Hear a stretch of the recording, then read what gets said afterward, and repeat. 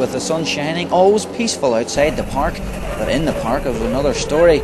Morris had time to claw back, and stamping his authority once again, topped the timesheets in Stage 3 with a further fastest time, taking the Pedro Pet Food Subaru back into the top 10, to now lie 8th.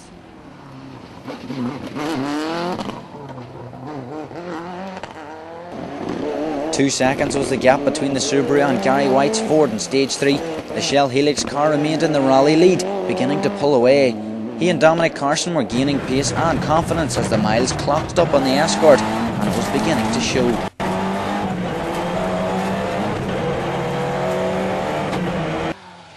It would be Escort v Escort in Stage 3 as Norman and Lisa Armstrong took a hold of second place.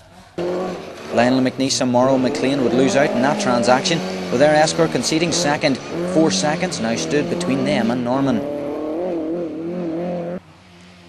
Glenn Allen and Paul Coey continued to edge further closer to the top 5. The G3 would be 5th fastest through Stage 3, but they would remain 6th for the moment. This would be the top 5 after 3 stages, but just outside the top 5, Norman Moore was intent on moving back up. 9th after Stage 3, the Astra would push, climbing back to 7th. After a series of ups and downs in the leaderboard in the opening stages, Brian Armstrong would settle on position in Stage 4, rounding off the top 10. Andy Hawthorne and Martin Duffy continued to push hard in their Astra, moving up to 12th. John McCabe will be sandwiched between the fight for overall and class position in Stages 3 and 4, holding strong in 14th. They would encounter pressure from behind. Vivian and Paul Hamill fought with James Wiley and were only a second apart, but with a charge from James they would stay behind in 15th. John Devlin and Mark Wills were not as concerned over class battles as they continued to stretch their Class 2 lead, now in front by 20 seconds. And leading Class 1B after 4 stages, Brian Black and Ian Crozier would begin their fight back to scale the overall ranks, following a troubled run here on Stage 3. And keeping with class leaders, George Jennings and Trevor Barlow lead Class 1A in the Mini with 10 seconds advantage. Glenn Allen will be in a fight to catch the pace of the top 3 on Stage 4. We now compare the G3 with Norman Armstrong over this section. And still not comfortable in the car, Glenn would concede 0.3 of a second. They would push on Stage 4, but despite their best efforts, they would lose time to their previous run over the stage. Lionel McNeese would receive penalties, and taking full advantage, Glenn would move up the order into the top 5. Although coming close, he could have been further back.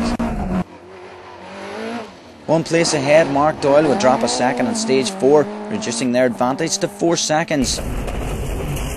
Morris Gass and Karen Patterson would set a blistering pace in Stage 4, 3 seconds clear, to move into 3rd place, looking good to retake the lead. They complete the first half, but with the Circuit of Ireland looming, they would decide to withdraw from today and save the car and sort out a current ECU problem. Norman and Lisa Armstrong would come close to taking the rally lead on Stage 4, but remain a close second.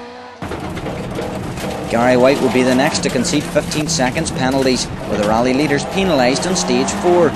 The Ford would retain the lead, but now by only 2 seconds.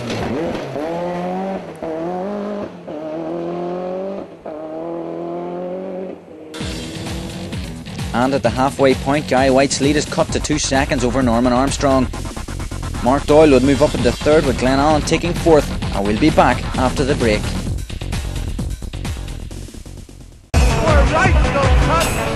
Well done. It's been a good day. It's nice and dry. It's been spending a wee bit of time getting used to the car, you know. It's big difference from the last time I was driving anyway. The second half of the event would see the stage reversed, adding a different perspective and more challenges through some of the tighter sections. Gary White would get down to business in Stage 5 and, taking the stage by the horns, set fastest through the test to once again extend their advantage at the top, to now lead by 4 seconds.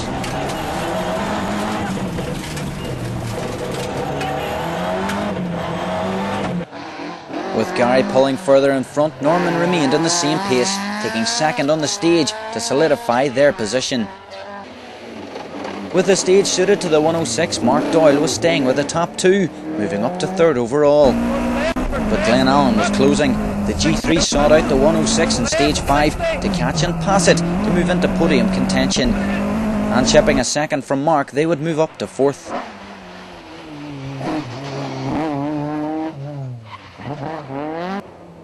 And just behind that battle, Norman Moore and Caroline Donnelly continued their revival, taking a second from Glen, now 5th and closing.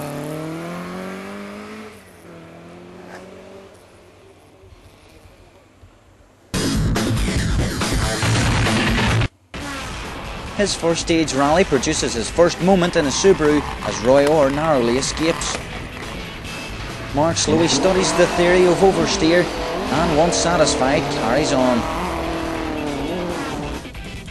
Dennis Ferry has an eventful start to the day, first assassinating a post and then more of that oversteer before taking out another post on their exit from Johnson's Arena. Jimmy Dorian overturned into the corner and overturned, rolling the Mark II into retirement. Mark Slowey was back at the oversteer, this time in Johnson's Arena.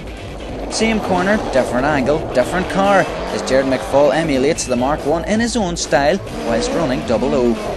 And Michael Black continues to find new constructive ways to pronounce his sponsor's name whilst understeering at this corner.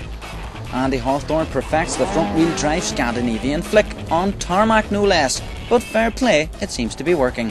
Here we caught Raymond Duffy's audition for Kirsty's Home Videos, but unfortunately for him, he's on the wrong channel. Boy racers, pay attention. Paul Hughes shows us where and how donuts should be done. There's only one place for rallying, and that's on closed stages.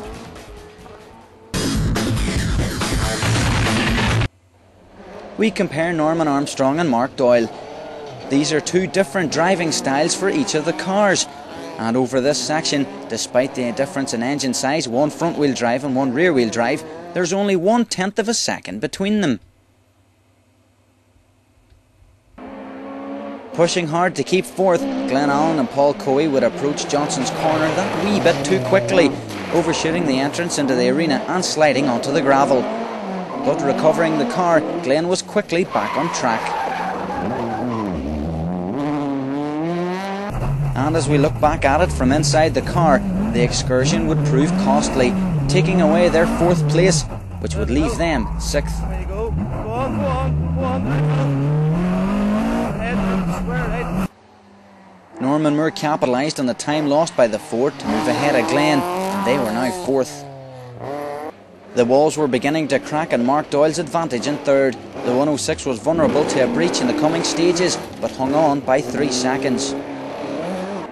And making the most of the 106's pressure, Norman and Lisa Armstrong would extend their advantage to almost secure 2nd with 2 stages to go. Fortifying their position through the 6th test, Gary White and Dominic Carson were fastest once again by 2 seconds from Norman to extend their lead. Now becoming more comfortable in the car, it was now appearing that the top 2 could have been settled by the end of stage 6, but time will tell. So after stage 6, Gary now leads by 6 seconds from Norman Armstrong. Further back, Mark Doyle is 3rd, with Norman Moore 4th and Lionel McNeice rounding off the top 5. The electric cooling fan packed up on the car and she was running very hot. There was a bit of a panic to get it back out in the stage in time, but it ended up just being a loose connection, so it wasn't too serious after all.